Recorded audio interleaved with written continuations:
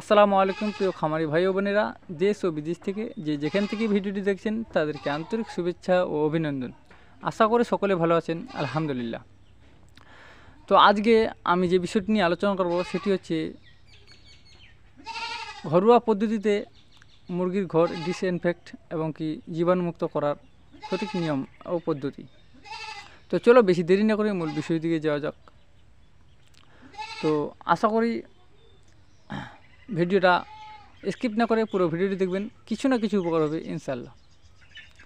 আর চ্যানেলে যদি নতুন হয়ে থাকেন তাহলে অবশ্যই চ্যানেলটিকে সাবস্ক্রাইব করে পাশে থাকা বেল আইকনটি অল নোটিফিকেশন করে রাখবেন, কারণ আমার নিত্য নতুন ভিডিওগুলো তো আগে পোস্ট করার সাথে সাথে আপনার মোবাইলে নোটিফিকেশনের মাধ্যমে পৌঁছে যায়।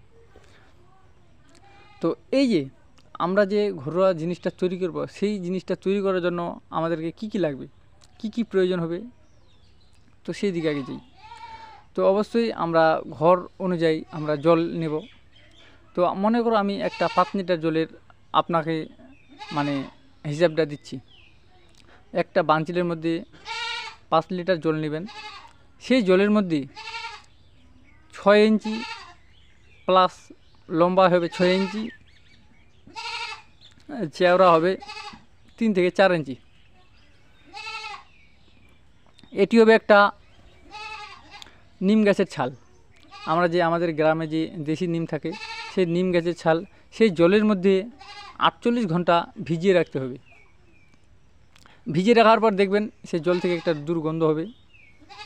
তো আবার আমরা যে গোসল করি বা স্নান করি, সেই গোসলের মধ্যে যে আমরা সাবান সব ব্যবহার করি, সেই যে কোনো একটা সপ হোক, তো সেই সপটা আবার 48 ঘন্টা পর সেই জলের মধ্যে একটা সপ দিবেন।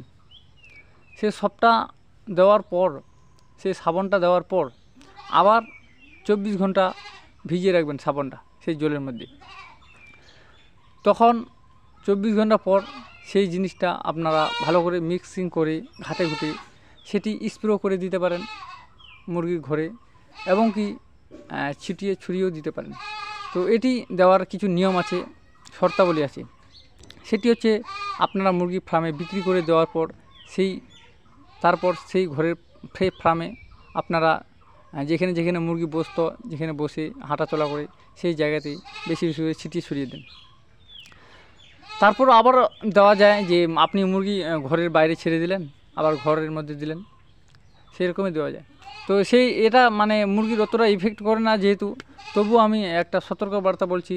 তো অবশ্যই মানে মুরগি থাকাকালীন এটা ঘরে স্প্রে বা ছিটাছিটি করবেন না, কারণ মুরগি যদি বাইরে ছেড়েও দেন তখন এটা কিন্তু ফার্মে দেওয়ার সাথে সাথেই এটা শুকিয়ে যায়। তো এটা মুরগির চান্স থাকে না যে সেটা ঠকরায় এবং কি খায়। তবু আপনারা লক্ষ্য রাখবেন যে সেটি যেত মানে ভালো করে সুস্থ থাকে। আর আপনারা এই ঘরোয়া জিনিসটা যে তৈরি করবেন, সেটি অবশ্যই যখন আপনারা ফার্মে ইউজ করবেন, তো কোনো বর্ষাকালে এবং কি রাত্রেবেলা ইউজ করবেন না, ঠিক দুপুরবেলা রোদের সময় এটা ইউজ করলে মানে সবথেকে বেশি কাজ হয়।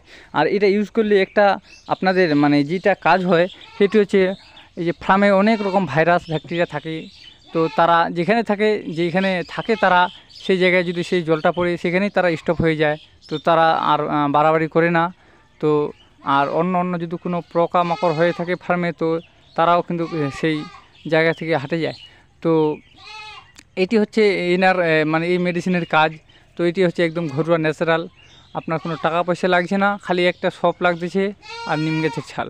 জলটা তো বাড়িতেই আছে। তো এটা অবশ্যই আপনারা ফার্মে ব্যবহার করবেন। তো ভালো থাকবেন, সুস্থ থাকবেন। বর্ষাকাল আসছে, ফার্মের দিকে একটু লক্ষ্য রাখবেন। এখন ভাইরাসের সম্ভাবনাটা একটু বাড়ে যায়। তো আজকে এখান থেকে শেষ করছি, দেখা হবে অতি শীঘ্রই পরবর্তী ভিডিওতে। তো ভিডিওটি দেখার জন্য সকলকে ধন্যবাদ।